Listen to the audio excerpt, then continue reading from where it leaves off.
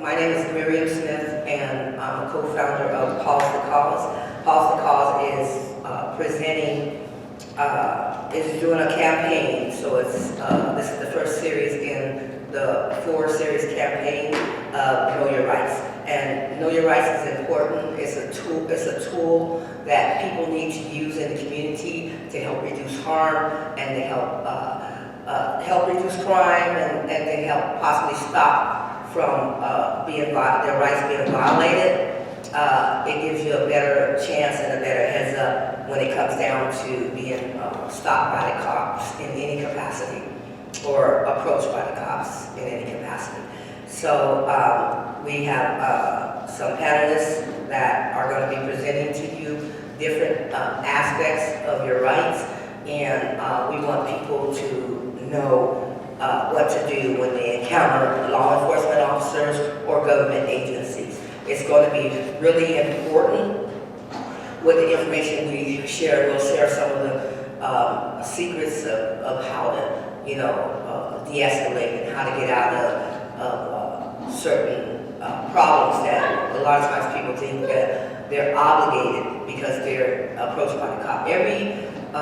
Every instruction or every word that comes out of the cop's mouth is not always lawful. So we want people to know their rights and use the tools to protect themselves. So first, as I said, I'm Miriam Smith. Pause the Cause was created as an initiative to reduce harm, of course. We have Pause the Cause to save Black lives because Black lives are one of the most vulnerable people in the community that are targeted most of the time by cops. A lot of times it could be subconsciously. It's a practice, so sometimes when you practice something, it's automatic, and we want to stop all that. So in order to stop that, and we educate the community the initiative is to stop the unhealthy relationship between the community and the cops. De-escalate things among yourself, resolve conflicts, and stop and think before you pick up the phone and call the cops. What do you think the results will be? What will it turn out? How will it turn out? Sometimes people just need to stop and think a minute and breathe, and then they won't even call the cops because the cops really shouldn't be coming as a bodyguard or as your personal security. The cops shouldn't be coming to check the story out for you when it's not even a problem. That's how crime gets escalated and starts. Cops show up and they're looking for the element of crime, or they create an element of crime. I want to introduce Derek Gelder. He works as a city of Seaside. Him and me are Derek and myself are co-facilitating this, and he works with the city of Seaside as a social worker at Seaside. He has a team that he works with, and I want to introduce him so he can share what he does. And then after him, then I'll introduce the MC.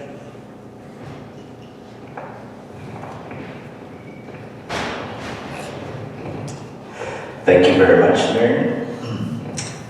As she already stated, my name is Derek Elder. My title is Family and Community Support Practitioner, and I oversee the City of Seaside's Family and Community Support Program. The program is a alternative, and it's kind of a pilot program, or pioneering, as we want to say, taking a lead role in having alternative to calls and responses in our community, whether they're considered crisis or not, that 911 might not necessarily be the most appropriate response. 911, everybody knows, however, 911 doesn't know everything. And we have to think that, they're responding to calls that are more of a social service nature. People just genuinely need help in navigating hard situations in life. And so the City of Seaside, with the help of Miriam, her team, Pause the Cause, and other community leaders, came up with an idea to create a program specifically for the Seaside community that allows for us to be called out, the social work team to be called out and to address those matters that we are most appropriate to respond to. If you think about it, we are mental health professionals who work and have specialized training to stabilize individuals, de-escalate crisis situations, and this is primarily doing law enforcement encounters. That is the major type of situations to respond to. And this is to, as she says, reduce harm, to prevent lives from being taken, especially Black and brown lives. And so that's just kind of the gist of who we are. Please understand that anytime you are in a situation where 911 is called out, specifically law enforcement, you do have the option in the city of Seaside to request that the social work team also is made available to assist and support. Even for yourselves, as you know, community members, you can call us instead of 911 if the matter does not need to have them involved. Thank you very much, and I'll pass it back to Miriam. So thank you, Derek, for sharing what you do, and he'll have a chance to share some more with you a little later. I'm going to have Matt, he's going to introduce our next speakers. Matt is a member of Pause to Cause, team member, and we just work in the community to basically save lives, reduce harm, and we also work in the community to with efforts to reduce crime and with efforts to even save the city money while doing so that we can be community members helping community members, and that's basically what we do. All right, so first off, we have Wes White, who is going to speak on cop watching. Wes White has many years experience documenting the police, documenting city workers, and has had a YouTube channel out for many years. John Doe 13K on YouTube. Yeah, let me pass the mic to Wes. Okay, I think we're caught up. That's as far as we get. Let's loop around, I think. Okay, got distance. Okay, yes, so my name is Wes White, and I have a YouTube channel. It's called John, J-O-H-N, and Doe 13K, D-O-E 13K on YouTube. I do part of what I do is anything else from positive, civic, social, environment, justice oriented, and part of that is following the police and making sure that they're using their discretionary enforcement as authoritative, not authoritarian. So in the course of doing that, you know, my best friend, my weapon is a camera. So I'll go and video, and you know, I hear my friends call. I'm a homeless advocate, so I have Salinas Monterey County Homeless Union. And so when the friends call, they say, the cops are here, they're coming to take my things, and there's not even a notice. And so I'll video that, and a lot of things, you know, the interaction with the police is not always pleasant because they're not being authoritative, and they're being more authoritarian. And that camera actually proves it. And so they'll come and they'll approach. I've been threatened with arrest about 4 or 5 times at least. And you know, they just don't want it, they don't want the exposure or anything. You know, even if you have a camera on your phone and your phone is dead, pull it out and point it at them, because that already puts them on a higher level, like, oh, I actually need to behave now. I've had interactions where they've come and rushed me, and take your hands out of your pocket, and they want to tackle me. It's crazy. And these are on my channel. And so, you know, you're too close, you need to step back. Okay, I'll take one step back, and that's you'll tell them you're even taking a step back while you're taking it back. And so you're complying with their rules. And as far as I understand, it's about maybe 8 or 10 feet of distance that they need. But you have to be within earshot. If you can't show it to the judge, and the judge can't hear it clearly, how are you going to prove what?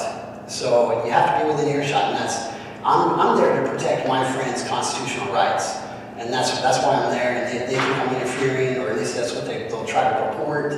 And I mean, you just gotta stand your ground. That's one of the hardest things to do, seriously, because nobody wants to go to jail. And especially if you're not violating the law, why are they threatening you? So, you know, I have a couple other friends, 831 Community Watch, Judo Johnny, and Anthony X First Amendment, all with spaces in between those. Those are also YouTube channels for cop watch people. And they're, you know, like one guy, Frank, he just walks down the street going to and from work, and you'll see the police and just video, you know, oh, they're pulled over. Let me see if I can protect the person who's being pulled over. Let me see if I can protect their rights. And a lot of people are very appreciative of that, which is thankful, you know. We're not targeting the people who are being approached by the police. We're targeting the police. And all that is just accountability, transparency, and legitimacy. You know, you tell me you're doing a good job, then do a good job. Show me how you do a good job consistently as a pattern, so then I understand that your policy and practice and procedures are all in alignment. You know, and what you're telling me is what you're doing. It shouldn't really be an aggressive interaction at all. It should be very peaceful and kind and courteous. It shouldn't be an us versus them, but apparently it already is. Which is why the us has to stick up for ourselves. And even, like I said, even if your battery is dead, man, pull your camera out and point it, because that already creates a little bit of sense of fear on their part to behave better. And I've averted arrest this way, and averted my own arrest. So it works, it definitely works. Video the police every time you get, because it will put them to a higher level and know that they need to behave like grown adults the way that they're expecting us to behave.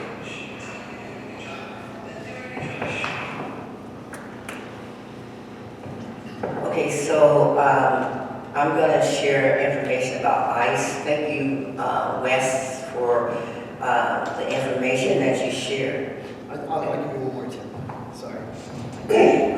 You know, there is a way you can do a 5-point process where you got one person. This was during ICE, the ICE raids. You know, we'd have one person that was trying to protect the individual being kidnapped by the ICE, because, you know, they have an administrative warrant. It's not even a bench warrant or anything. So we got one person trying to directly protect. Then you got one person that's videoing the interaction. You got one person that's writing it down. You got one person that's even further away on the outside of that that's even trying to run block with the police. So then the person running the video and the writing, and the person trying to protect the other individual, you know, because the cops always come and try to block, especially the person videoing, because they don't want that exposed. So you got someone running a block, you got a writer, you got that's the note taker and the camera, and somebody interacting, and then one in the way distance videoing all of that, because as close as you are within that nucleus, they can arrest all of those people. But if you got another person outside observing that, you got a second layer. So that's a real rough idea of what a 5-person team would look like if we could ever get that going around. I'd love to see it. Awesome, thank you for that. So what I want to share information about, ICE can take a whole day or 2 days to train people about their rights with ICE, but what we want you to know is that first and foremost, Seaside is a sanctuary city, has been since 2017, and we are thankful for that in the city of Seaside. That means that our officers will not assist ICE in any form or fashion to apprehend people that are targeted by ICE. If you have, and it also means that taxpayer money won't go to any capacity to help with immigration in trying to apprehend people that may not be documented in our country, in our city. Seaside is not going for it. So that's important information to know. ICE comes out a lot of times, and people need to know that they have a right to not open the door if they knock on their door. they have a right to ask for a warrant and talk to them through the door and never open the door. And if they have a warrant with somebody's name on it and call somebody's name out, then in most cases that doesn't happen. They use too many different scare tactics, and it has nothing to do with them having a warrant. But if they call your name out and your name's on the warrant, they show up to your house. That's probably when you have to comply, and if they show up to where you are. The other thing is, don't be scared of ICE. If you are undocumented and you are walking down the street or driving in a car, if you're walking, don't run from ICE. That immediately arises suspicion that gives them probable cause, believe it or not. So if you're walking down the street and immigration come, just keep walking. And if they don't call your name and can't identify you, especially with a picture, and don't have a warrant, then they don't know who you are in the first place. No reason to be scared, just keep moving. Don't get paranoid and scared and stop and start talking to the cop. They're not your friend, they're not there to be friendly. They might act friendly, but they're not there for that. So you want to keep it moving, especially with immigration officers. And you want to make sure that you know your rights. If you do get stopped, you got to remain silent. You're not going to say anything to the officer at all. You're going to ask to speak to an attorney. You want to call immigration attorneys. There's a lot of attorneys out there to help people that are undocumented. And so it's a good thing if you don't already have the information, is to get the information so that you can have those attorneys available. Especially up in the Bay Area, there's so many attorneys that are available for people that are undocumented. And then there's so many laws to protect you. You have a right to remain silent. You want to use that law. You don't want to talk at all. Talking to them doesn't do anything but just give them more ammunition and information against you to set you up. So you want to make sure that you're not talking to the cops. Also, an important thing is, if you are walking down the street and you get stopped or they approach you, you could just say, am I free to go? If it's immigration. If you're not free to go, you just don't have to talk to them. That's going to be an important tool that's going to help you survive it. If they show up, like pull you over on a traffic stop, you don't have to talk, don't be scared. Just get your information out that you might have to be able to drive. Show that. If you don't, you just have to remain silent. That's your best defense, your best protection, and ask for a lawyer. It's important to ask for a lawyer. They come up with all kinds of trick questions where you ask for a lawyer, you look nervous, you must have done something, this, that, and the other. Don't get set up. Don't allow them to trick you. Don't allow them to set you up. Don't allow you to trap you into talking, because anything you say and do can and will be used against you, and they will do just that. So when it comes down to dealing with ICE, that's important. And I want to expand on what Wes was talking about when he was saying that ICE is when ICE show up, when they show up at your house, then it's always good if you have a team or have a hotline number to call and say ICE is here, can people show up? And then people can show up. And the more people around these officers, videoing these officers, the less chances they are going to abuse your rights. The less chances they are going to abuse you. So you want to be able to have a number or have a basis where you have friends and relatives to call that can show up and start videoing, because videos have a tendency of helping these officers back up or do less harm or do less violating your rights. So it is important that there's a lot of protection out there for immigration when they show up for people, and protection out there to help people with ICE. And we want people to know that our cops are not one cop in the city of Seaside will be helping if they do pause the cause. You can call 831-747-5880 immediately if a City of Seaside police officers show up to help immigration, or if they call immigration on you, because we have a sanctuary city, and we have a city that is not going to be using city funding to help in ICE in any kind of way. So you are welcome here. You are free here, and we are here also. Remember, pause the cause. We're here to support, to help, you know, and to get involved if we have to. And then I want to share with the next person. Let's see. I'm going to jump past our next speaker, and I'm going to have Matt talk to you about protesting rights. Great, thanks, Miriam.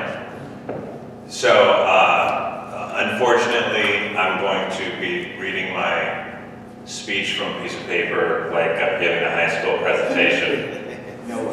Forgive me. Forgive me. There's a lot of information, and I want to make sure I capture it all. So I'm here today to speak to you about your right to protest. Protests are a necessary element to almost all modern social and economic movements. Constitutionally, your right to protest is protected in 3 places within the First Amendment: freedom of speech, freedom to peacefully assemble, and freedom of association. America has arguably the most literal interpretation of freedom of speech of any country in the world. For protesting, this means there's almost no content you are not allowed to support. Hate groups, at least on paper, are as protected as civil rights groups. We will discuss later the unequal application of free speech principles, but for a starting point in this presentation, it is your protected right to protest or support anything. This is in part due to the ACLU in the early 1900s using the courts to defend striking labor groups from brutal police repression. They pivoted from a labor organization dedicated to using the courts to protect union protesters to an organization that defends all forms of free speech. This would see them defending neo-Nazis' rights to march in 1978. The second right protected under the First Amendment is the freedom to peacefully assemble. While protesting, it is primarily law enforcement who decides what is a peaceful assembly and what is not. We will discuss later the inconsistencies in application this presents, but again, our starting point for this presentation is that peaceful assemblies are protected under the First Amendment. And finally, the third right that is technically protected under the First Amendment is freedom of association. The phrase freedom of association doesn't actually appear in the Constitution, but in 1958, the Supreme Court sided with the NAACP to conclude that there are types of freedom of speech that can only be exercised as a group. So now that we have some understanding of our technical rights, what does that mean practically? We can divide all protests into 2 categories: protected and unprotected protests. The government reserves the right to place restrictions on the, quote, time, place, and manner of demonstration. As a result, we need to understand that what is considered a protected protest is a vanishingly small window that can be frustratingly subjective. For example, protests during rush hour, protests that are perceived as rowdy or, quote, threatening, and protests that are indirectly affecting businesses are all subject to being dispersed by the police. Permits are one way to protect protests from being broken up, but they are not technically required. Peaceful marches in traditional public forums, such as streets, sidewalks, and parks, do not require permits. As long as the protest is not blocking major roadways or sidewalks, no permit is required. However, different cities have different laws around protesting and permits. So by now, you may be a little bit unclear on what your rights are. How free are we to protest if we have no restrictions on content, but strict limitations on the time, place, and manner of demonstration? And how effective can protest be with such firm legal limitations? We can take these questions of freedom and effectiveness of protesting one step further and ask if these legal restrictions are equally applied to all content. In the 2017 Women's March, which focused on electoral politics and was largely viewed as a neoliberal white woman movement, saw over 3 million people take to American streets with not one recorded arrest. In 2011, over 80,000 protesters participated in the Occupy movement, a movement protesting the corrupt financial systems that favor the wealthy and oppress the masses. Nearly 8,000 arrests were made that left 32 protesters dead. In May of 2020, Officer Derek Chauvin was filmed murdering 46-year-old George Floyd, resulting in between 15 and 26 million protesters. Research found that BLM protests in 2020 were between 93 and 96% nonviolent, but over 14,000 participants were arrested. My point is that if you advocate for any substantive material change for the working class, you will be met with violence by the police and possibly federal agents. So what happens when police begin arresting protesters? First, the police will form a line to press the crowd. They are legally required to make dispersal orders before announcing the protest is an unlawful assembly. They often skip the dispersal orders, though, and will suddenly make the unlawful assembly announcement. They will then start to march their line of officers towards the crowd with a commander and arresting officers hidden behind the line. It is important for the crowd to not run from the officers, but only disciplined, experienced crowds tend to be able to resist the instinct to run when officers begin what they call bull rushing. They'll charge the crowds with batons and less lethal weapons. Another alternative tactic is to, quote, kettle the group, which is essentially surrounding the group, telling them it is an unlawful assembly, but leaving them with nowhere to disperse to. The result is huge numbers of people arrested. Kettling is illegal in the UK, but widely practiced by law enforcement in the United States. So what to do if you've been arrested? First off, before you even leave for your protest, let at least one trusted person who is not attending the protest know when and where the protest is and when it is expected to be over. If you have pets or children, make sure there's a plan in case you are arrested and cannot return to them for hours or even days. I do not know of any legal defense teams in the area, but many major cities have networks of defense attorneys on standby in case of mass arrests. Write the legal defense number or the number of someone who can help you in permanent marker on your arm. It is important to know that if you're detained, you are not legally required to speak at all. You do not have to tell them your name, address, immigration status, or anything else. All you have to do is verbally state that you would like to remain silent or that you are invoking the Fifth Amendment. You can ask if you're being charged with a crime, and if not, ask if you may leave. If you are being detained, you have not yet been arrested. Be aware that while police cannot search you or your bags, legally, if they believe you are armed, they may frisk or pat you down. This is something I recommend you submit to. The police know that they can simply tell their supervisor they believe you are armed, and the supervisor will believe them. So expect to be frisked and do not resist. At this point, the police will use force if they feel it is to their advantage. Once arrested, the only statement you are legally required to provide to the police is your name. Other than that, you are legally protected to remain silent, and that is exactly what you should do. Do not answer any questions or make any statements. Find out when you can make your phone call and coordinate your release. Also be aware that all jail calls are recorded, so do not discuss anything like what happened to get you arrested over the phone. You will also have to wait for a judge to set your bail, which may only happen the following day or even after the weekend is over.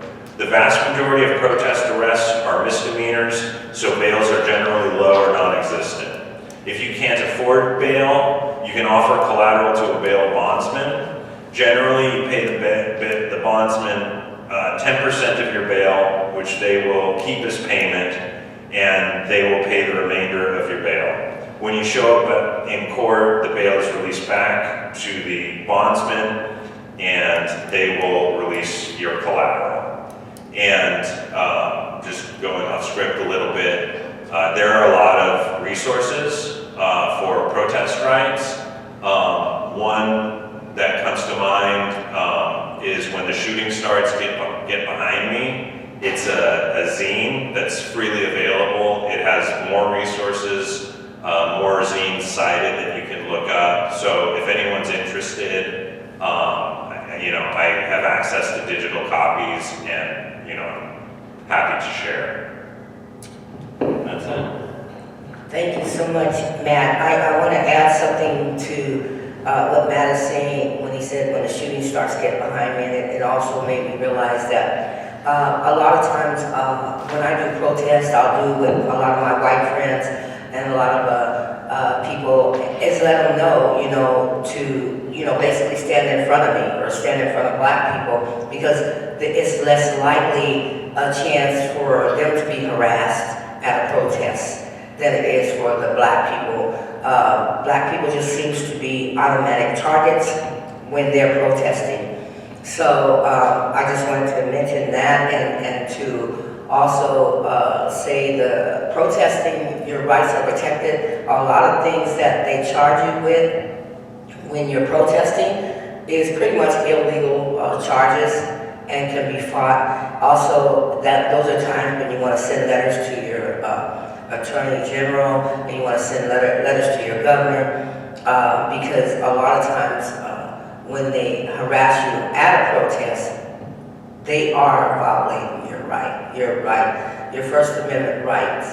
They're violating your amendment rights to the Fourth Amendment rights and your 14th Amendment right. Now, if they violate your Fourth Amendment right, pretty much they automatically violate your 14th Amendment right.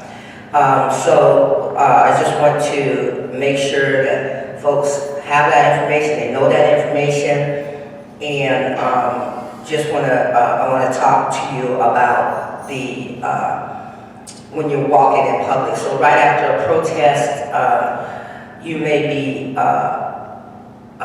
leaving the protest, and you may be walking home or to your car or to several places, or just walking in general when you're walking in public and you're approached by a cop.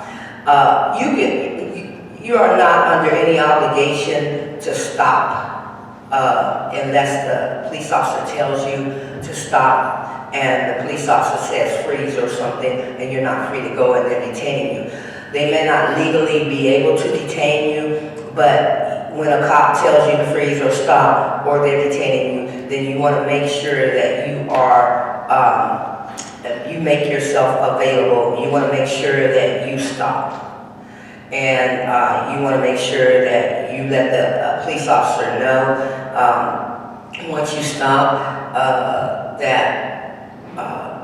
well, first let me share this. In California, there's no stop and ID. It's not a stop and ID state, so there's no reason for the cop to stop and ask you for your ID. So if a cop does detain you, you don't have to talk to the cops. You don't have to answer any questions. You can just, if they have anything that they ask you, you have a right to remain silent. So this is very important. People don't know that. Cops will call you difficult. Cops will say, you're not cooperating. Cops will say all types of things. However, one very good outlet that we have in the city of Seaside is now we have a social worker, which is Derek, and when cops are stopped, like the cops stop you and you see something petty, you can also ask for the city social worker to be involved in the stop. But the best thing when you're walking is if a cop tells you to stop, don't run. Never run from a cop. Let's get that really straight. Never run from a cop. Sometimes it's safer. Some people's lives would have been saved had they ran. But some people run and they still get harmed. Some people cooperate fully and they still get harmed. So it's important for us to give you these tools so you know your rights, because you don't want to make them to make you feel guilty and say, oh, you're not cooperating. What does that even mean? That's not even legal. You're not cooperating. What are you talking about? I'm not cooperating. So what? You could not cooperate with the cop. You have a legal right and a responsibility to yourself to remain silent. Ask to speak to a lawyer, and in Seaside, you can ask for the social worker. And somebody, they should be able to send somebody out. Seaside also, if you're walking and a cop violates your rights, you have a right to do a complaint. I recommend you immediately go and fill out a complaint. I've helped people do that a lot. When cops just harass them, especially if they're homeless, and cops just begin to harass homeless people for various reasons just because they think they can get away with it or they feel nobody cares.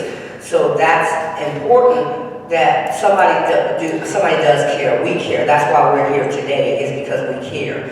And we want you to know that we care, and we want to give you the information that's going to help protect yourself. So when cops are harassing you or bothering you for various reasons, and they're saying you're not doing something, or they're saying you're not, you're making everything difficult, you're making it harder on yourself and all that, listen to the hogwash. Listen to the trickery statements and questions they may have. Do not respond. You are better off. They're fishing. They're looking for something. And I'm going to tell you something. When they don't have anything, they're going to take you through all kinds of changes and questioning and trickery because they don't have anything. So you don't want to get caught up in that and let them make you feel guilty, because they don't feel guilty at all about what they're doing. They don't feel guilty at all. So the important thing is that you make yourself, your own safe, and not be a witness against yourself. Make yourself your own safe person and not say anything. I wanted to say also, when you're walking, a very good thing is to get your video out, your phone out. The minute a cop stops you when you're walking, you get your phone out and start videoing. Or if you have an iPad or certain devices, video the police. It's really important because there's no stopping ID. You do not have to give your ID when a cop stops you in the city of Seaside or in California. If a cop stops you, you don't have to pull your ID out. There's only 22 states in the state of California that may require you to show ID. In the United States, there's only about 22 states that may require you to show ID for various things. California is not one of them. So as of November the 13th, November 2013, we became a no stopping ID. That was another profiling tool that was used to harass people of color. And so that is no longer, there's no reason to have to ID yourself or talk to the cops, because you have a right to remain silent. Anything you say and do can and will be used against you. So it's very important to know that, and to not talk to them, to not allow them to arouse you, to not allow them to upset you. Try to be calm. I don't recommend, especially for young people, that it's against the law for you to not be calm. If you cuss the cops out and you're just dealing with the cops and it's not anybody else that you're cussing out, they can't get you for disturbing the peace.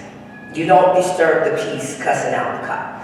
Laws have came down through the Supreme Court to let us know that we have a right to flip off the cops, cuss them out, or whatever. So I'm not recommending that you do that, but I never know what state you're in and how you're feeling, but I don't want you to feel that if you did that you're wrong or the cops can get you, because they cannot get you for disturbing the peace. If they do, then you'll get off of that, because all you did was cuss them out.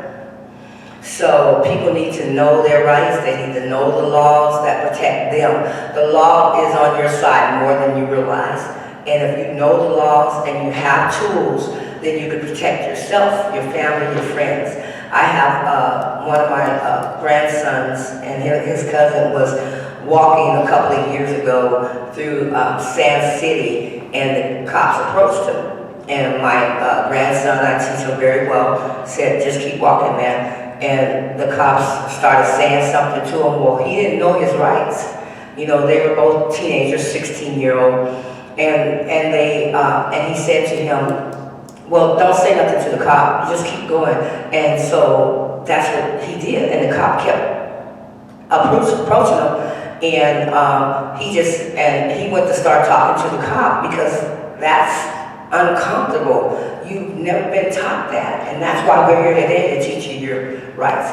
But you've never been taught, don't talk to the cops. All black people have been taught is the cops are their friend, but we're finding out that they're really not their friend. We're finding out that black people are harmed more by the cops than any other people in the United States. In California, it's a high rate, a high level of black people being harmed by the cops. I mean, they'll shoot you in your backyard with a cell phone in your hand and pretend like it was a gun. So they just harm you with no respect or regard to who you are. So these kids were walking from Seaside High, and the cop continued to harass them. And my grandson was able to grab his cousin by the hand and say, come on, man, let's just keep going.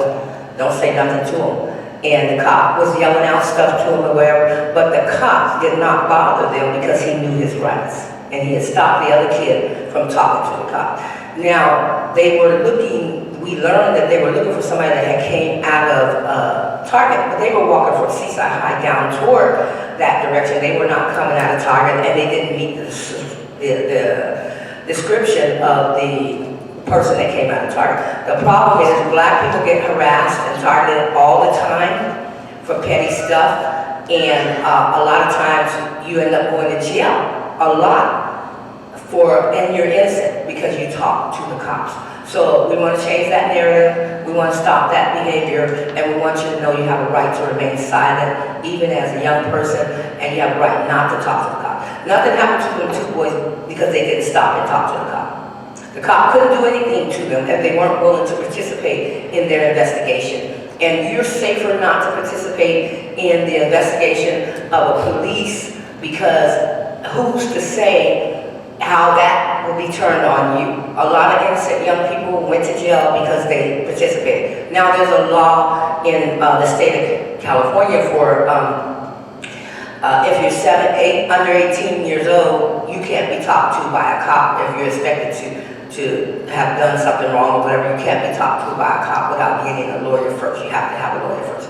It was 15 and under, and then now the Supreme Court has ruled that, you know, so it's now it's 18 and under, so the cops can't stop you. One of the things that's been happening, and we want to be very clear about those things, is kids are getting stopped in various areas that are walking in the city of Seaside, and even in Salinas and other areas, and probably all over California, maybe all over the country. And the cops will stop and make them stand still and take a picture. Don't do that no more. Don't stand still for the cops. Tell the cops, no, you're not taking my picture. They don't have a right to take your picture. Don't stand still for the cops to take your picture. Thank you for joining us on our second half of Pause the Calls, presenting the Know Your Rights tools on how to win in your community, how to stay alive, how to survive, and stay safe and protected. We want you to share this. Please share. Join us, and we want this is community members, and we community members want the community to teach the community their rights and to give them tools to protect themselves. So I'm going to have, we are going to be talking about knowing your rights when it comes down to homeless. And I'm going to have Derek talk right now on the homeless aspect.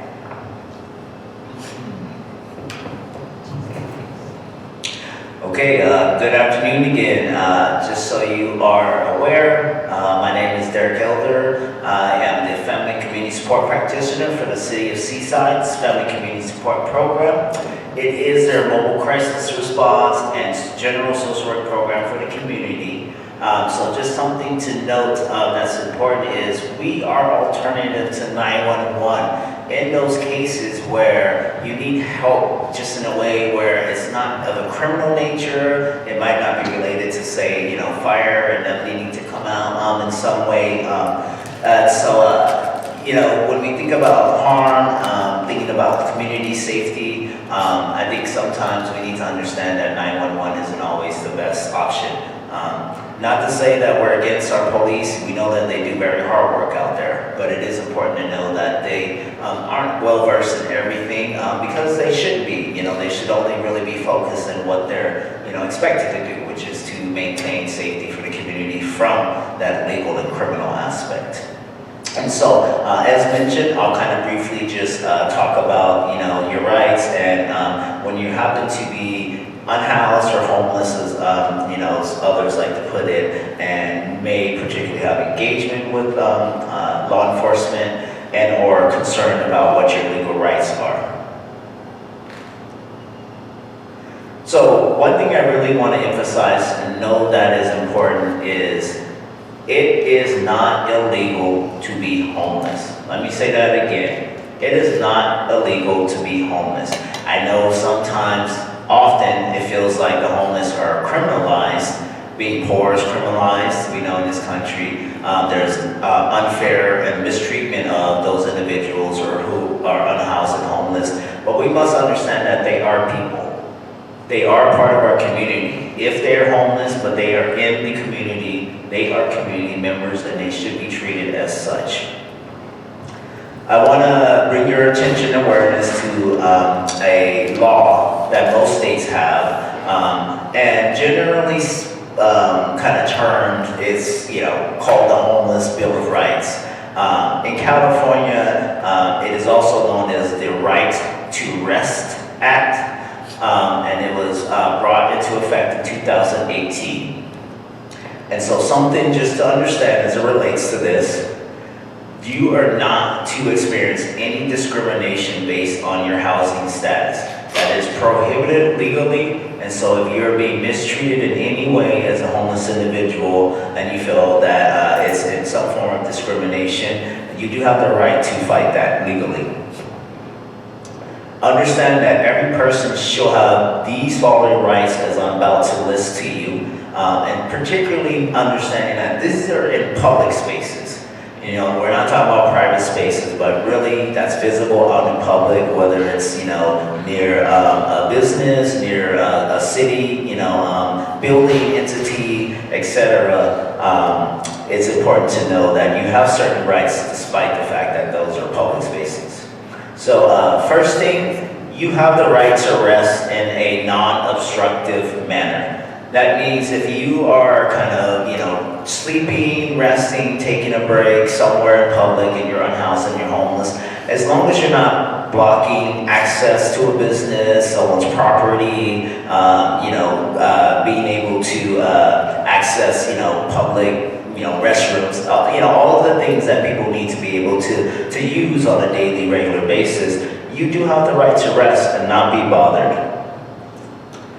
You also have the right to shelter yourself from the elements. That could be bad weather, right? That could be, the cold, that could be just trying to find a way to get some warmth and comfort without being harassed. And again, this is as long as you're not blocking, any particular space that someone needs to access, you're not supposed to be harassed. And I know in Seaside, this is something important to understand as we do have, significant enough homeless population, and they do sleep often, whether it's next to the public library, near City Hall, DMV, and some of the public parks.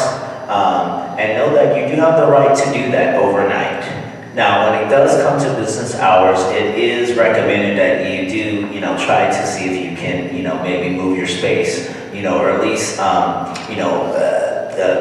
be awake and available to, move if asked. And that's only because it's business hours and there are expectations that businesses are able to run appropriately without any hindrance. Know that you have the right to eat, to share, accept, or give food in any public space where food is not prohibited. That means anywhere out in the public. I know, my program likes to do homeless outreach where we'll take out warm meals, and so we'll encounter people out on the streets, out in parks, out in alleyways, people sleeping in their vehicles, things of that nature, and we're able and allowed to give them food. And know that food is a basic right. Access to having food is a basic right. And so in no way should you legally be prohibited from being able to have access to that basic need. Next, know that you have the right to occupy a motor vehicle or recreational vehicle like a motor home, right? Provided that that vehicle or recreational vehicle is legally parked on public property or parked on private property with the permission of the property owner, right? So we do have many people I know that live in their cars or RVs throughout the city, and you do have the right, as long as it's legal, registered, all of that, to be able to have it on that space. Now, it is important to note that, in some communities, you're only allowed to do that again during certain hours of the day, whether it's overnight. And so if you are asked to move along, make sure that if you don't have an understanding, you are able to contact, your law enforcement, your city government, some other form of entity that can, let you know whether or not that's allowed.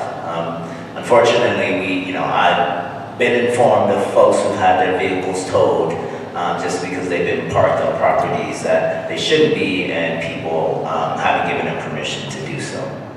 You have the right to a reasonable expectation of privacy, whether it's related to your own personal property. And in this case,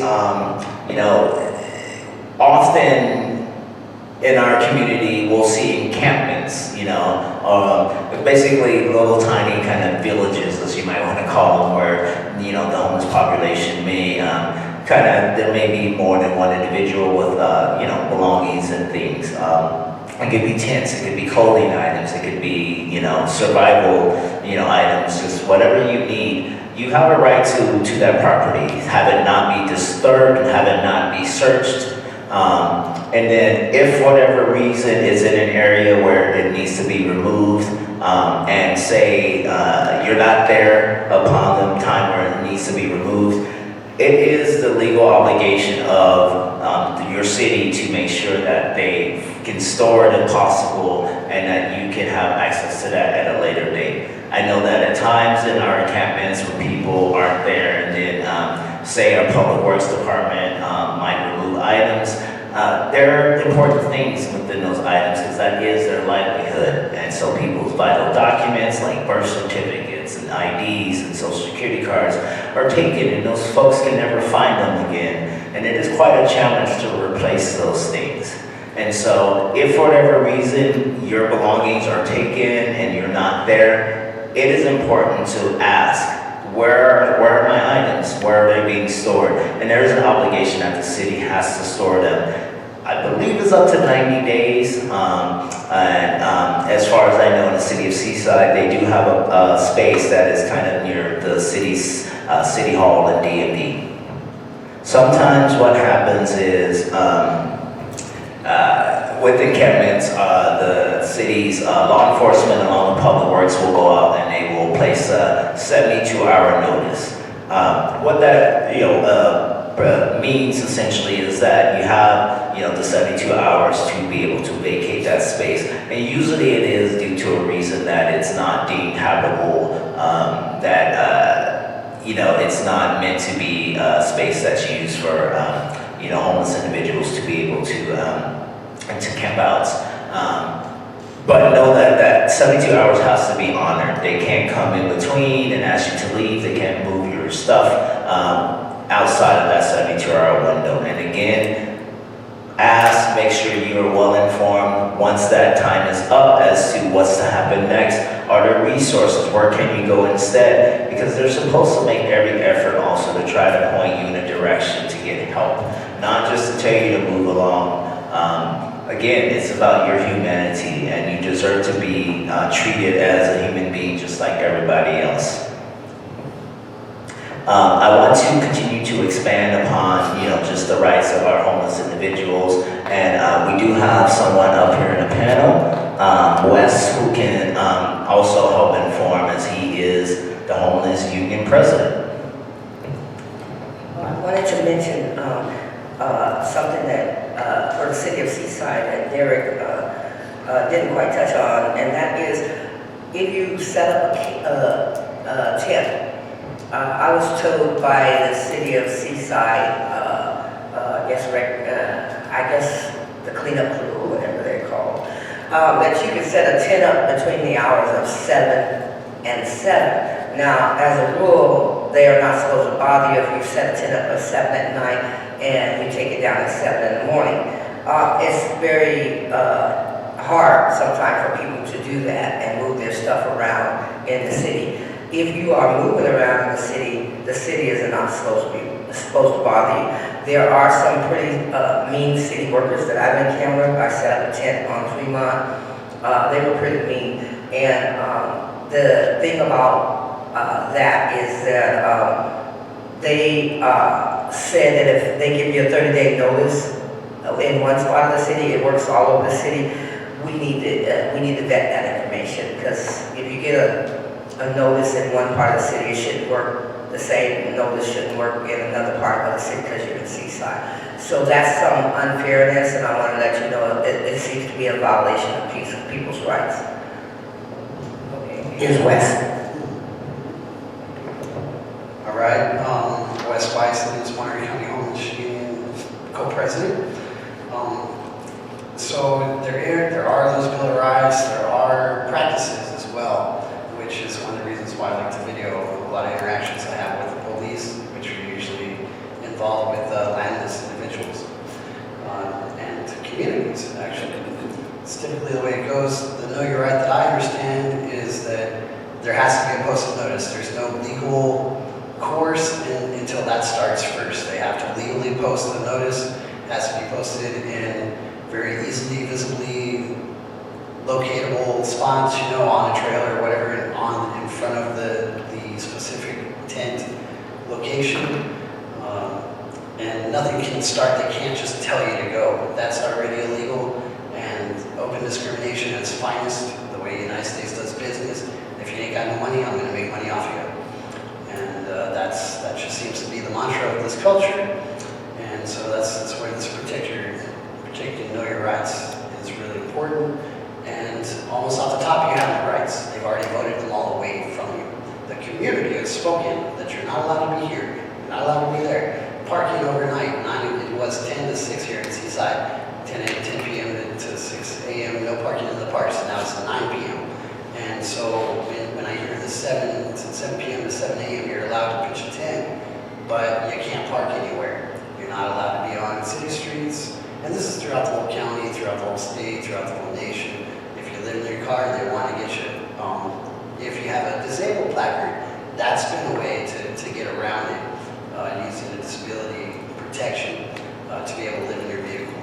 But by and large, it's often disregarded and not respected, although it's your constitutional right and it's inalienable. But yet it happens anyway because money. Did you pay to be here? Did you pay your rent, your protection money? Well, then here's the mob, and they're coming to get you. We'll give you food, we'll give you clothes, but if you didn't pay for the shelter, we'll take it all back. And that's been my big gripe about it, because it does lead to people losing their lives. And we've seen about 60 people in the last decade of the 10s pass on the street waiting for services. They're signed up. So this is one thing we do advocate for, is signing up for services, the HMIS cars with the Coalition Homeless Service Providers. So that that way you can be identified and maybe be identified more as harmless than homeless. And you're actually landless. You have your home with you. You carry your home with you, and wherever you're at, home is where the heart is. So you're not homeless, yet you're not allowed to have anything. So that's where they come. Who takes your home? It's going to be the city or the county. It's the jurisdiction. and they come with law enforcement. So, but if you sign up for HMIS cards, which is the Housing Management Information Services, and CARS is Coordinated Assessment Referral Service. Those are programs that are paid for by the jurisdictions, the state, the federal, the county, and now you're getting paid. So what service are they providing? Well, what they do is they just like dribbling the ball, waiting to wind the clock down. You know, they're not actually doing anything, but yet, oh, guess which service gets to come? Law enforcement. Oh, you should have figured it all out yourself. So, the more people that sign up and can say, no, I deserve these services, and hopefully that can also relate to immunity from being swept or being told you have to go, tickets, tows, all of that, because they already recognize you as being harmless. You're not the criminal they're looking for, the stereotype of silliness, because, when you point a finger, you got three pointing right back at you. And that's something law enforcement, the jurisdictions, administration, they don't really see. When they're making $150,000, $200,000 a year, they don't have to worry about it. They just say, it's legal, I signed it. Go away. It's not the United States. It's not how people should be treated. So, video everything. And even though there are rights on paper, you gotta claim them, you gotta get it. I think about like the Board of Education, the Brown versus Board of Education in 1954. There was a ruling saying you gotta end segregation. You can't have the separate but equal. But it took another decade for that desegregation to happen. And that's what it feels like when I hear these Bill of Rights. It feels like that's going to be at least another decade before we actually get it. But people do stay strong, and there are always those nurturing people that take care of the whole community. Their last $20, but they'll spend it all for a meal for the night for everyone else. And there's a lot of love. There's just the same way as if it's in your house, people need it. People need running water and electricity. Laundry and showers, as well as dumpsters and porta potties. But running water, of course, is the way to go. So flushing toilets would be, of course, preferred, should be mandated. All the money that we're spending on law enforcement and sweeps, calling it all trash when it's people's possessions, that's what we do to lie. And we make up stories, and that's fraudulent. All those administration that push that aspect of just don't give them anything, but take everything from them. Those people should be in jail. But yet, legally, we're not there yet. So all you can really do is defend yourself and stick up for yourself. And there again, the camera, even if your phone is dead, pull it out. Pretend like you are, because if 5 people are doing that, at least one person actually has battery and it's recording. So, there's strength in numbers. It's a solidarity. We always worry about individual. Capitalism is socialism for the rich. And we're not included. It already became us versus them. And so where is our piece of the pie? We shouldn't let go of it. I do see a lot of progress coming. We got a homeless committee, a lead council committee. So we are working with administration more. And it is about being involved and staying involved in the process. The more people who are aware of it, and longevity and seniority, that's where the power is. And you're going to get it. And I feel like Monterey County is going to be the place to do it.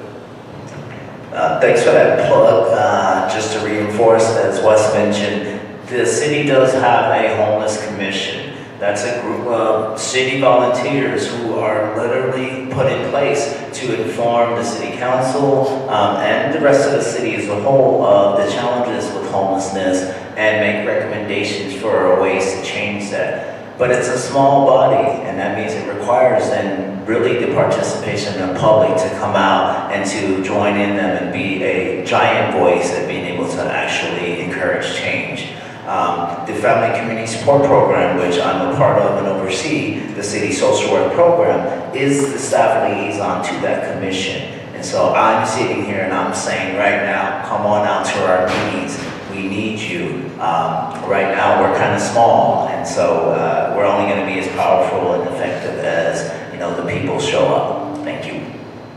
And so as we move along, I'm going to now pass it back over to Miriam, and she's going to discuss various topics, including knowing your rights, kind of generally, traffic stops, and understanding how to engage in those if you encounter law enforcement, CPS, as well as if police happen to come to your home and you need to engage with them that way.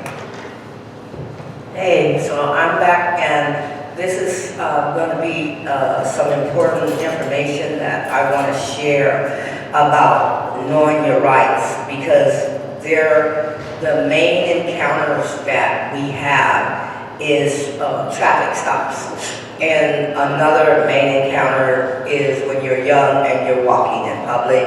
Okay, another encounter is when you are, the cops are coming to do a health and welfare check at your house.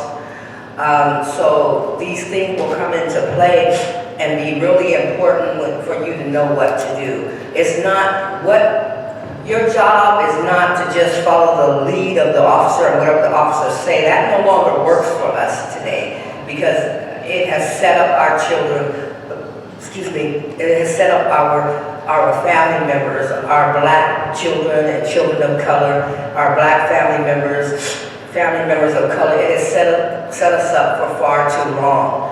We've gotten used to whatever they tell you to do it, cooperate with the cops. It's not to make you look good anymore. We're dying out there. We need to stop dying. How do we stop dying? We need to empower you with the tools that you need to protect yourself.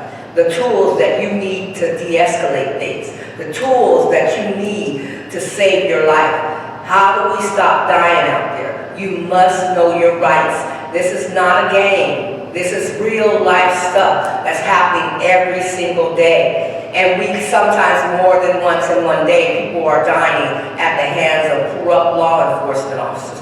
They have taken advantage of what we've been teaching people for years, just cooperate with the cops. That we have to change that script. We have to change that narrative. We have to change that language, because that language has never been for black people. Cops started off as slave catchers.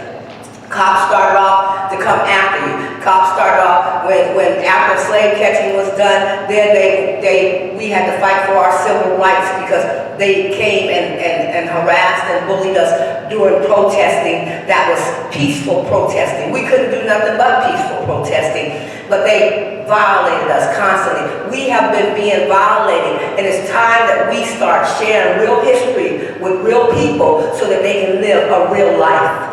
It's important that we understand that it is no longer time for us to pretend like the cops are our best friend. There are some cops that take advantage of the fact of us being colored, of us being poor, of us being vulnerable community members, us being disabled, us being women, us being somebody they may not particularly like. They take advantage of us being somebody that no one really speaks up for all the time. So we are here to speak up for you. We're here for you to speak up for yourself.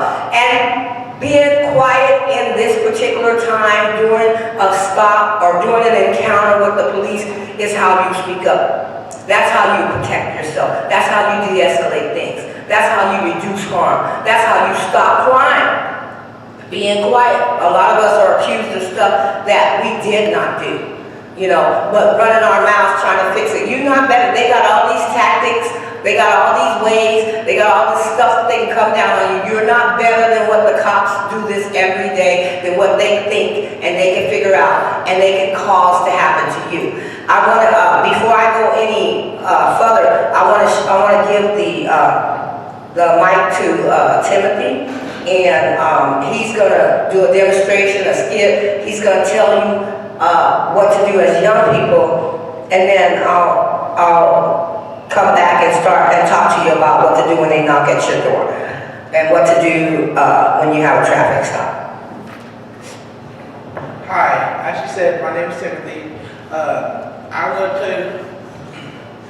going to tell you guys a story about one time me and my cousin were walking and how we got stopped by the police. They kept questioning us, but thanks to my wonderful grandmother, she taught me my laws and my rights at an early age, so I was able to I was able to defend myself from when the police were harassing me and my cousin. I was telling the police that I was telling my cousin, and we were walking, and I was telling them not to talk to the police and just keep walking. And I told the police that we don't have to talk to you because I know that that is one of our rights. Now, it's so important because a lot of young people really don't know they don't have to talk to the cops. They don't know, they just stop. And if the cops harass them, they just run their mouth. So I want to do a little short skit here. I'm going to volunteer 2 people. I was going to say I need 2 people, but I'm going to volunteer 2 people. I'm going to ask Liz to come up, and I'm going to use Timothy. And so we're just going to do a scenario of when you're walking and the cops stop you. So right here, just do it right here in the front, right here. And so these 2 people are walking, and I'm going to be the police. Okay? And hold up, wait, where are you going? Hold on a minute. Can I stop? I need to talk to you. Excuse me, I need to talk to you. Hello? This is a lawful order. Stop. So that's a scenario of when people haven't done anything and cops want to stop them. I want to do another scenario where once a police officer tells you to stop, you want to go on and stop. And when they start asking you questions, you can look at them like they're crazy. You know, you don't answer their questions. You just are, you just stop. Okay? So is there anybody else that want to be the police? So we want to do a demonstration of, okay, so you guys can just start walking. You're walking and the police are harassing you. They have their reasons. They always have their reasons, but yours. Excuse me, stop. I want to talk to you. Did you just come out of that store, Ross? I'm looking for somebody that just stole at Ross, and I'd like to know, did you just come out of Ross? Excuse me? I'm giving you a lawful order to speak. Did you just come out of Ross? So, did you just come out of Ross? Do you all know did you see anybody come out of Ross? Did you see anybody walking by before you just came out? Okay, so that's really great. So I want people to know that you do not have to talk to the cops. They're fishing. If you're not part of it, you know you didn't do anything wrong. And even if you did something wrong to save yourself, don't talk to the cops. You have your day in court. It's very important to remain innocent because you have that right. Remain innocent. They say you have a right to remain silent. Anything you say and do will be against you. You have a right. You have a duty to yourself to remain innocent. And a lot of times, people are set up just because they run their mouth. So one important thing, I'm going to do one more thing here, and one important thing is when cops are asking you questions, you can open your mouth. You can say, I don't answer questions. Now, this is important, and people need to understand this. When the cops stop you when you're walking, you have no obligation to the cop whatsoever. Okay? So you could be walking and the cop will say, stop, this, that, and the other. You don't have to, but if the cop gives you a lawful order to stop, you may want to stop. And you can just stand there like they did. Don't answer anything. Now I want them to get to the point where I'm going to ask them questions and a little bit more detailed questions, and they're just going to have to say to me they don't answer questions. Okay? So we're going to get to the point of trying to talk to them, then to the point of giving them a lawful order, and then they're going to stand there because I just gave them a lawful order. But what I want one of them to do is ask, are we free to go? Okay? Now, we're starting with this.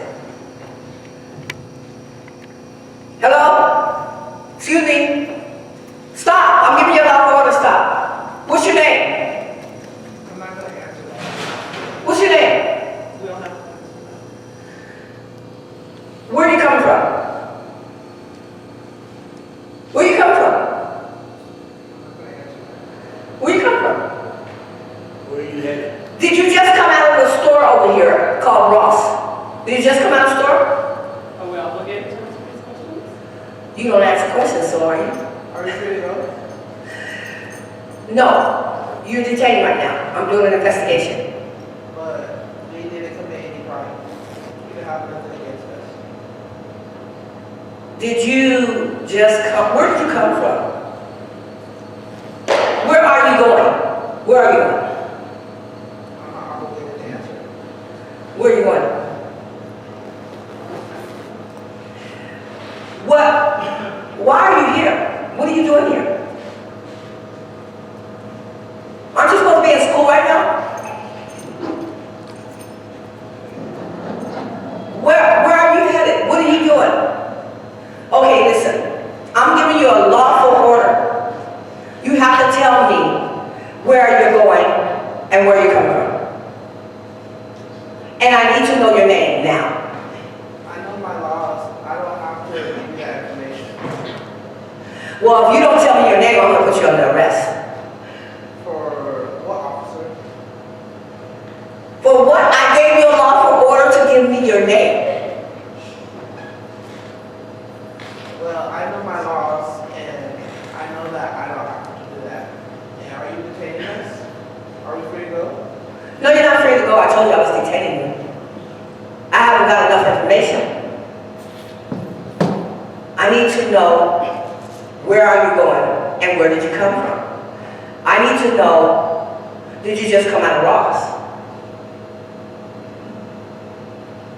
Well, I'm not going to give you that information. Did you just come out of Ross? See, your friend is going to get you in trouble because he's not answering, and now he's got you not answering, but your friend is about to get you in trouble. Did you just come out of Ross?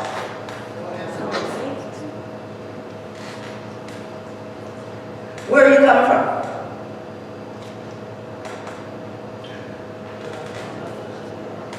Okay, so see, this is a very good scenario of how to perform if a cop were to stop you. Thank you all very much. I appreciate it. And so this is what you do. So we want young people to know how to encounter. So if the cops stop you or ask you anything, you can just simply say, I don't answer questions. You can simply say, I don't have to answer that. You can simply say, I'm not going to answer that. And you're within your constitutional right. You have a First Amendment right to protest, and freedom of speech. Some young people might think if they say, F you officer, they're going to get in trouble. I'm not recommending that you say that. What I'm trying to tell you is I don't want you to feel like you're going to jail because you cussed out the cop. Because you can cuss a cop out. That's freedom of speech. That's a First Amendment right. It's been ruled in the Supreme Court. What you say to an officer is not against the law. When you cuss them out, then no threats and all that stuff. But if you're just using words, as long as it's not terrorist threats and things like that, then you're okay. And I want people to feel safe within themselves, within their community, to be able to walk the streets or to be able to move around. And that's an important thing.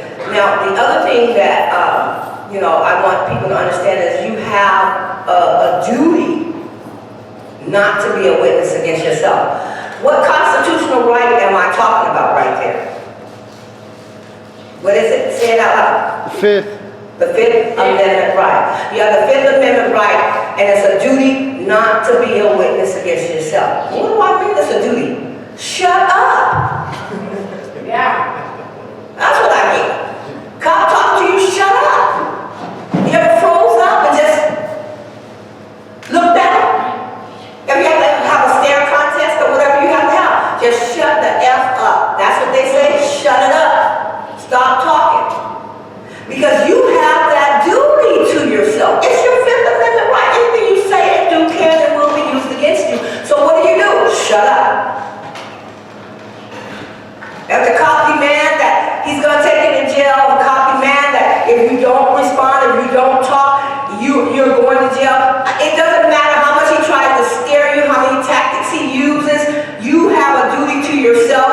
quiet. And I want you all to understand how important it is to not answer questions. They're on a fishing expedition. They're trying to find out information that's a part of their job. It's not a part of your job. You have a duty to the police officer. The police officer has a duty to do his job, but you do not have a duty to the police officer. You're not obligated to participate in whatever they're doing. And a lot of times, when it comes down to black individuals, when they participate in what the police officer is doing, it affects them in a negative way. Charges are brought up on them just for opening their mouth and talking. And then in turn, they turn around and they become, arrested for a crime that they didn't do. So we're trying to protect you, bottom line. We're trying to protect you by teaching you your rights, by giving you the tools that you need. We are not hating on police officers, but the police culture has been cultivated down through the years of telling people to cooperate with the cops, do whatever they tell you to do. No, you may want to be calm with the cops, but you don't want to do whatever they tell you to do. Because if they're telling you to tell something or to talk, have your day in court. Wait for your day in court. Ask to speak to a lawyer. Tell them and kids today, you don't have to talk to a lawyer now. You don't have to talk to a cop now if they suspect you of a crime or something.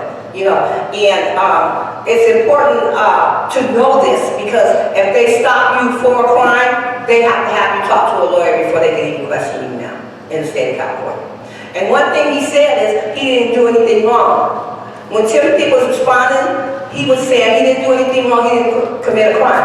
If the cop stops you while you're walking and he can't reasonably articulate something that is a crime or something that he saw you doing, expect you to be doing, or that you might be going to do, then he can't even really question you. He shouldn't even really be questioning you. So there has to be a reasonable articulation. And that's when we get into traffic stops. When you're getting pulled over by a cop, anybody want to do a scenario a cop is pulling you over?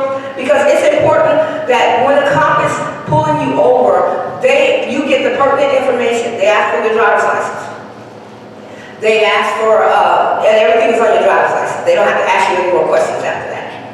Maybe your insurance and maybe your registration. But any other questions after that, you don't answer questions. You don't answer questions. And then when they say you don't have your driver's license when they pull you over, you might have to give them your name and your birthday. On the driver's license, you can choose to give the address if you want to, but on the driver's license, usually that's already on there. So I need two people that are willing to be driving alongside the road and get pulled over by the cops. Okay, come on up here. One.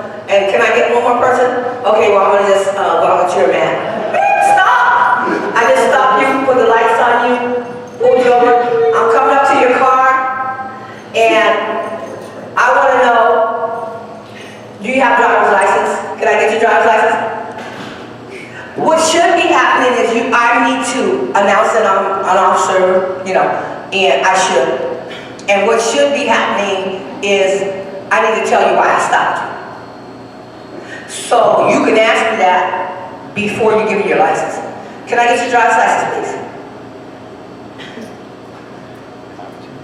You probably should be driving.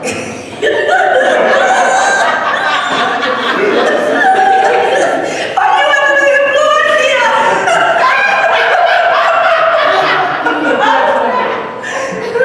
I need to get your driver's license. Can I get your name back there, ma'am? Yeah, that's a good one.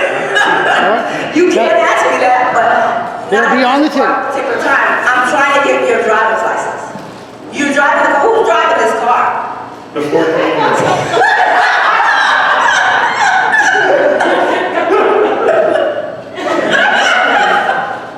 Can I get your driver's license, please?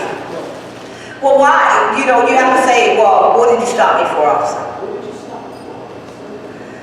I stopped you because you just ran that red light.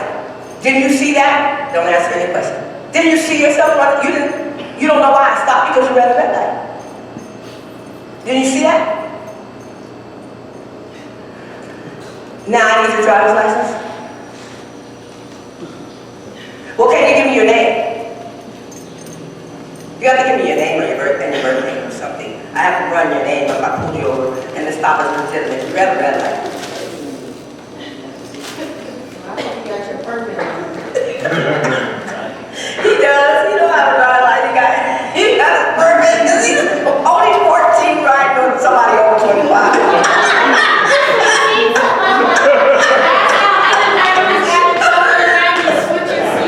Max, I'm gonna narrate this a little bit. Max driving the car and he's gonna be pulled over for speeding.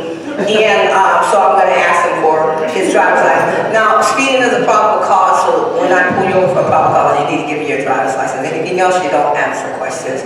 You don't have to talk or ask any questions. Answer the questions. You can just give the pertinent information that you have to give on a traffic stop. Okay. Driving along.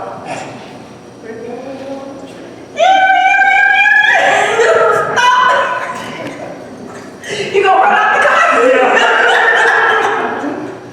So, can I get your driver's license? Sure. Well, you should ask me why did I pull you over? Oh, yeah, why did you do it? Because you were speeding. Did you know you were going 100 miles an hour in a 70 mile hour zone? You don't answer that. I'm at Because everything is on video, you guys. So don't answer any questions. I don't care how many questions a cop asks you. You know, they're gonna ask you, did you know you were speeding? Did you know you were doing this? Did you know that? Don't answer their questions, okay? Now, can I get your driver's license? Yeah, here you go. Okay. Well, in this scenario, I don't want you to have a driver's license. Okay, So I want you to say, oops, I forgot my home or something. okay, yeah, I forgot it at home. Okay, so can I get your name and your date of birth? Matthew Loisel, I've never told 1984. Okay. And Matthew, where are you coming from? I'm up with the fifth. Where are you headed to, Matthew? I already put the fifth. Matthew, I need to know, have you been drinking? I don't answer questions. Excellent. Matthew, can you please tell me, do you have any drugs in the car or guns? I already put the fifth. Do you, okay, well, I'm gonna run your name for warrants or anything like that. I'll be back.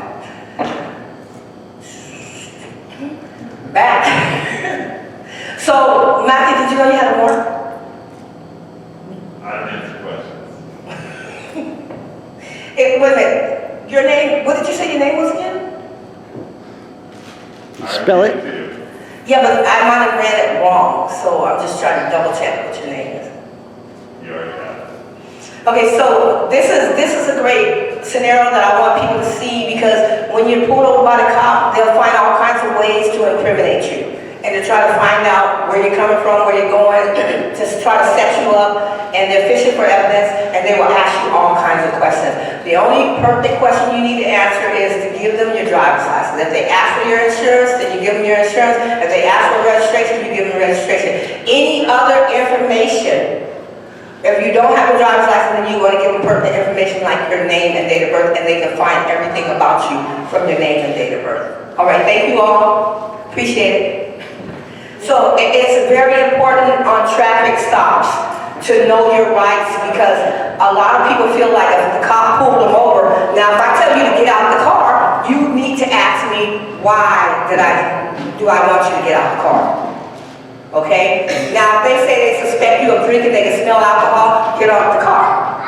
If they say, you know, they suspect you of doing smoke, they smell weed coming out the car, then you might want to get out the car. Always say, I don't agree to a search.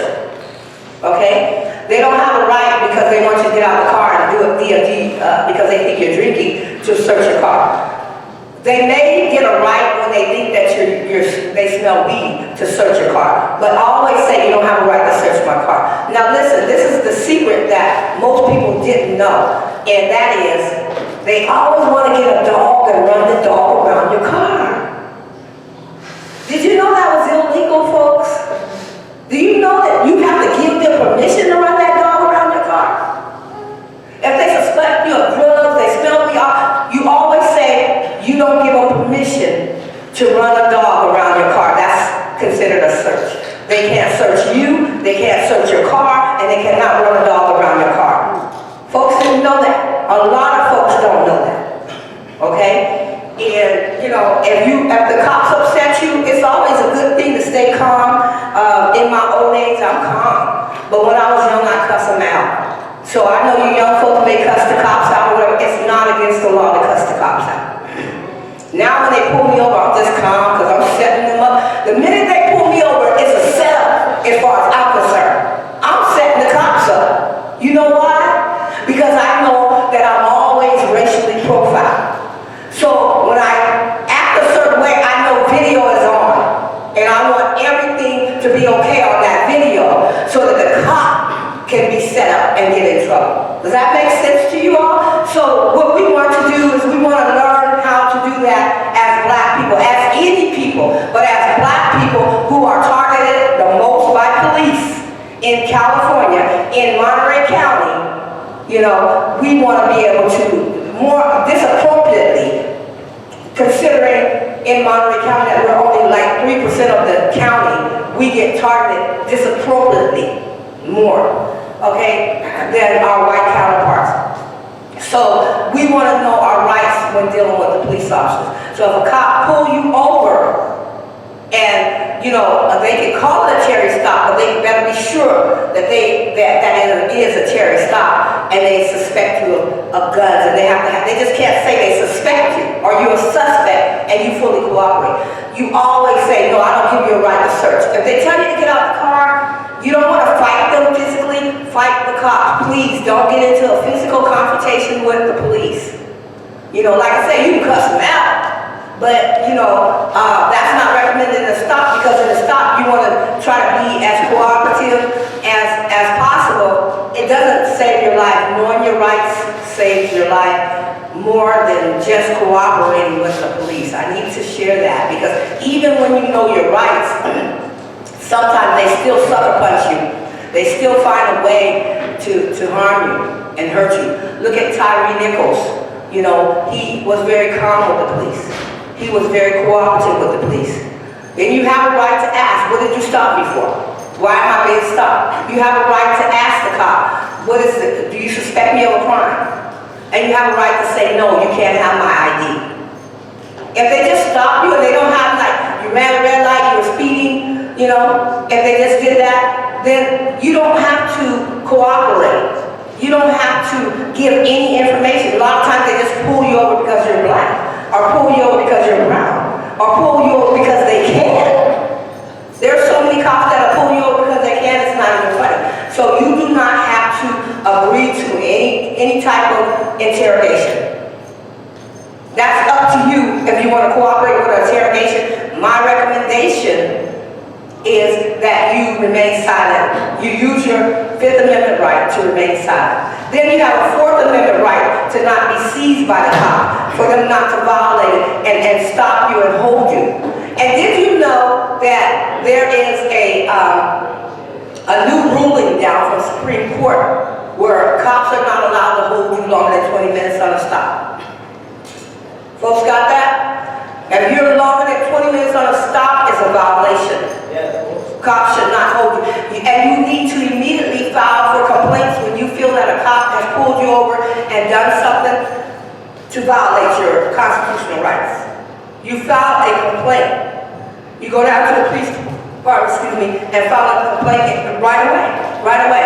And you also have the right, people have a right to show up in video. So it's good to get on a line where you can push a button, or you can contact people, or start live streaming, so people show up with your location. Say your location, where you at. People show up, as long as they stand 10 feet away from the cops, you can video the cops, no problem. People show up, video the cops, and the Supreme Court has ruled 10 feet away. Cops used to say stand 50 feet away. You can't get much sound with 50 feet away. You don't get to hear. But if you're 10 feet away from that cop, you're not interfering with anything. It's not a crime scene, it's just a stop. It's okay to video the cops. So I brought this camera, you can live stream. I want people to know. People that are driving, every person of color should have a camera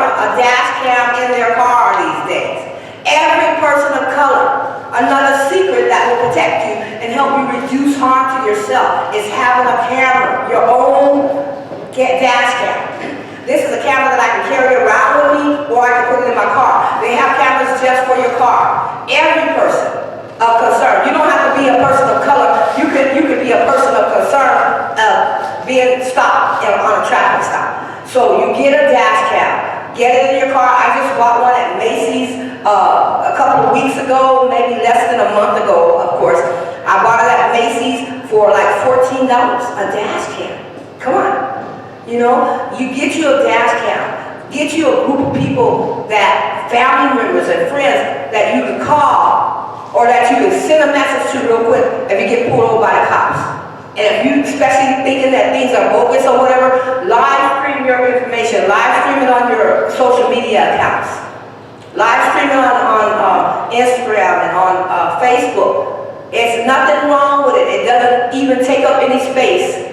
Just live stream everything that's happening when the cops pull you over. This is important to knowing your rights. You have a right to video the cops in the state of California. Pretty much all over the country now, because the Supreme Court has ruled that if people are standing 10 feet away, it's your First Amendment right to video the cop. You can become press. Independent press, your own press. Right now, what we're doing here is we're getting this out to the community. This is press information. You can become press, your own press, and get the information out. This is what Wes, what is the name of your channel that you have again? John Doe 13K. John Doe 13K. Wes has his own. He's been pressed for a long time. He shows up to a lot of my events, and he's pressed. So you can become press. It's your constitutional right to video the police. So it's important. It's something that people aren't talking about it enough. They're not talking about it enough. They used to tell you in the schools, it's any parent that hears that their kids are being told in the school to cooperate with the cop need to complain, because the district and schools should not be telling your children to cooperate with the cops. It's biased. It's racially biased, because it's been known that that a lot of disparities in dealing with the police when it's in the black community or in communities of blacks. And so we want to be very careful what is told to your kids. And we personally, pause the cause, want to vet information that goes out, that goes out about police officers. We want to be the ones that people come to, talk to about when they're being harassed by the police, so that we can be the team getting behind, helping with racial disparities and difficulties in our community. We are no longer going to stand for police corruption. So in Seaside, California, we want police corruption to be non-existent, because they will be scared to show their ugly heads in our city. Now we have to work together as a team of people. There are cops, not all cops are corrupt, okay? And saying defund the police doesn't mean that we hate cops. I want to be very clear of that. You know, we want to stop the idea of people thinking that they have to fully cooperate with the police, okay? So when we say defund the police, refund the community, we're asking you to give stuff back into the community so that the young people will have things to do, so that young people are more involved with stuff happening in the community and being productive citizens in our community. We don't have enough going on in our city for our young people. So we need to still demand more stuff to happen in our city for our young people. So I want to get to a point of becoming an emergency responder.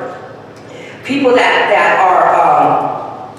are a emergency responder, we need people to sign up and become emergency responders. So put your name in the Facebook. Say, hey, under this video, say, hey, I want to be an emergency responder. Because what emergency responders do is there's one number you call in now, and we send out to all the numbers when people are having unfair and unjust encounters with police officers. People show up, be it ICE or be it somebody homeless, or be it somebody that is having an unfair encounter with a traffic stop or walking. They just send a text to a certain number, and then we send it out to different people. Those people that are available show up. They show up. We want you to show up 3 to 5 people deep or more to video the behavior and the culture and what's going on with cops. Police culture has to stop. This is not a police city. This is not a police state. We can't say, oh, it's okay for the police to do whatever they want to do, because we're finding out that they're not always trying to benefit you or you. Cops are not always there for you. And then they got to go home safe just like you want to go home safe. So it's important to know your rights, because if it's a police officer talking to his kids, he's going to tell his kid, or she's going to tell her kids, that if the cops stop you, call me. Don't talk to the cops. Don't answer any questions. If it's a judge, they're going to tell their kids, don't answer questions. If the cop calls to stop you, call me. If it's a prosecutor, DA, they're going to say, don't answer questions. If the cop stop you, call me. So we now have to send the message out to not answer questions. If a cop stops you, send a text out. You can send a text out to 831-747-5880. We'll get a text out to other people, and we'll get emergency responders out. Those people that sign up as emergency responders, continue. We need people to just sign up, and we need people to show up so that we can get people that will come out and watch the cops. Get their own cameras. Use your iPad. Use your computer. Video the cops. Tape record the cops. Use your phone. You need to have 2 devices. Because sometimes cops will snatch I've had that happen to me. Cops snatch a phone out of my hand. Cops will snatch your devices.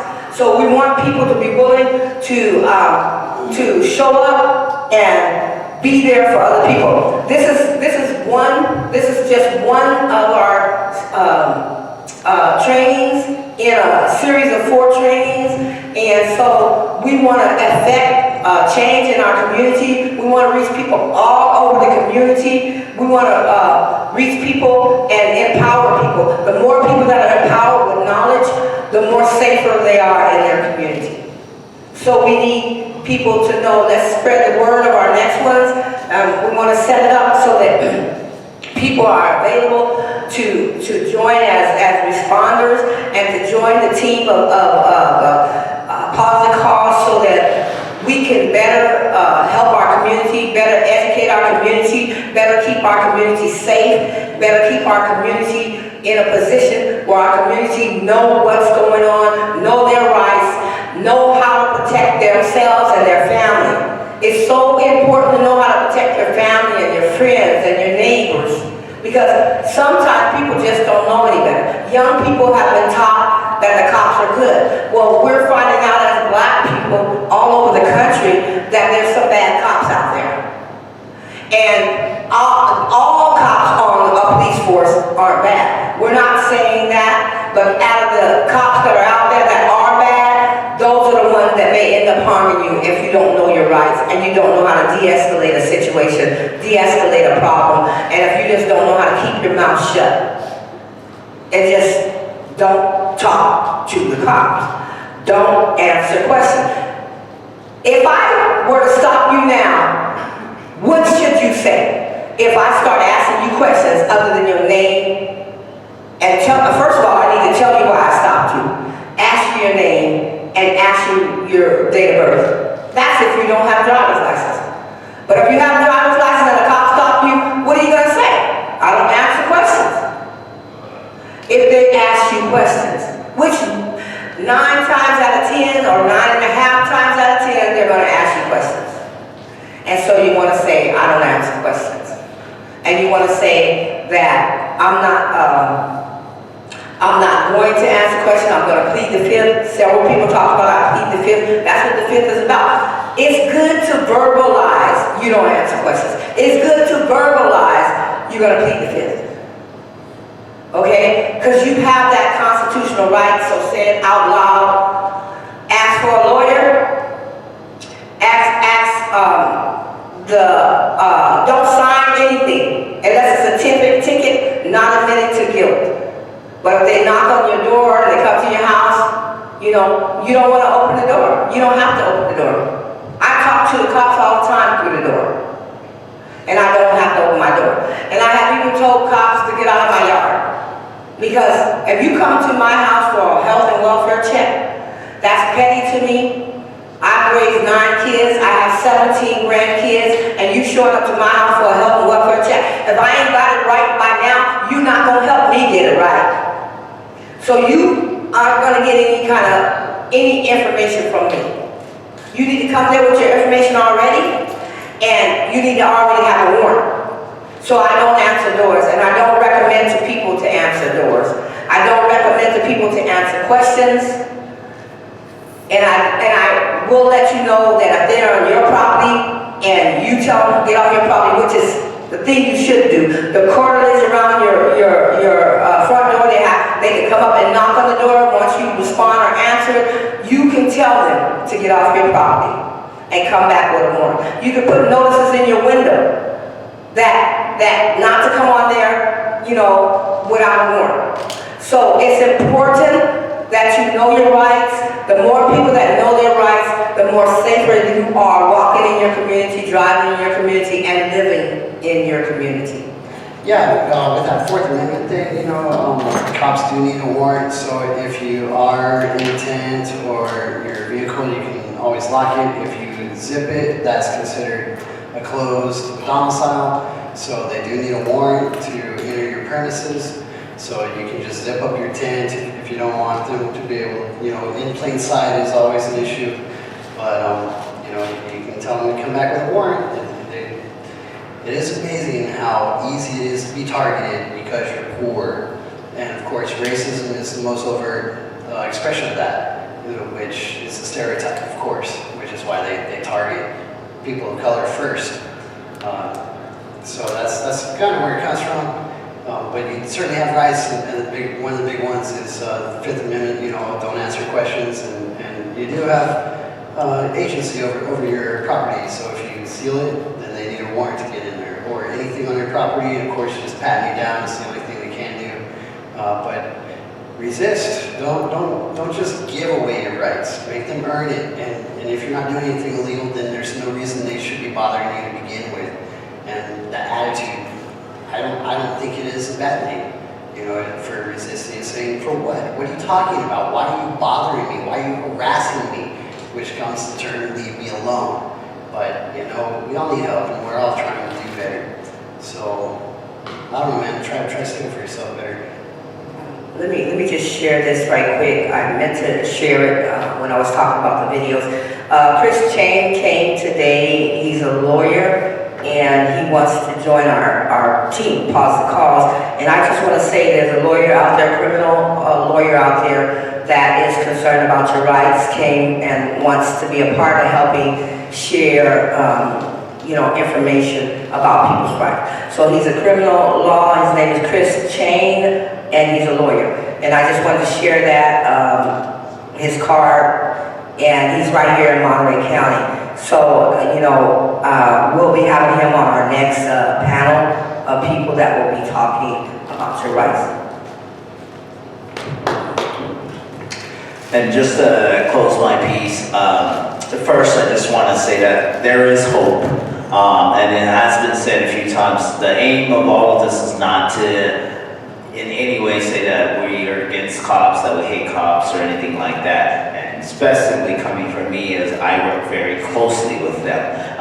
And so, starting with that, there is hope. The city of Seaside has made this effort to create this partnership with my program. And again, it's called the Family and Community Support Program. It is a mobile crisis response program that approaches situations from a social work, social service perspective, and we provide services in that realm. And it is something that, you know, in trying to be better, the city of Seaside and its police force is utilizing. And they're utilizing us quite a bit now, and I only see that partnership growing. And so I want to encourage that if you do have engagement with the police, that you also, if you feel that your circumstance can require our help, ask for the city social work team. And together we can see how we can better support from both of our perspectives. Of course, from the police, just trying to maintain safety, and you know, and we hope that's what their goal and their aim is when they're there. And then us just to help address and hopefully navigate a problem that won't return in the future. We're trying to decrease crisis situations in this community. And so again, remember, the family community support is here for you. We are an alternative to 911, but we also are in partnership with them. And so we are supporting the police force in doing things right, fairly, equitably, and safely. And of course, again, to make sure your lives are here to be maintained in ways that are dignified. And so, I just appreciate that this is happening, and that this is a way to, I think, just better our community as a whole. So thank you. Thank you, Derek. I do want to reiterate what he said. Their program is an alternative to the police. The police do not have to show up for nonviolent, especially mental health issues, or even dealing with the homeless, or even dealing with, domestic violence. Because a lot of times we need counselors, and even when there's health and welfare checks, or when it has some concerns about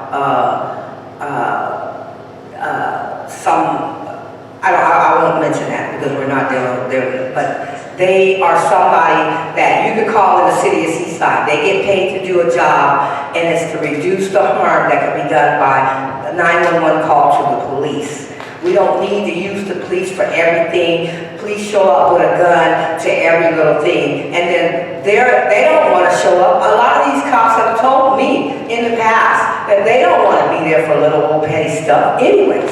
You know, we're taking them out of their job, and we're putting them into another job, and then they create a culture of policing that is abusive sometimes, because they don't even want to be there in the first place. Imagine that. You know, what does that feel like to show up someplace that's so petty, and it seems to some officers so beneath them, but they have to show up anyway because you made a 911 call. So we're trying to do alternatives to that in our community. Pause the Cause is another one that we're bringing up as community workers that will be working within the community, working for the city, with the city, and through the city to make a difference in our community members. Our community members that are showing up, that are having challenges and that are having problems.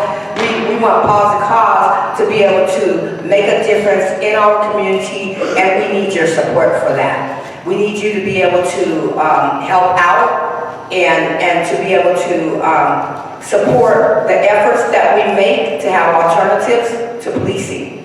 So we want you all to understand how important it is to know your rights and to be empowered with your rights, because it's a tool to empower you to be safe in your community. So I want to thank everybody that has participated, and also I want people to know that we are here to empower our community and to help with people having the tools they need to feel empowered.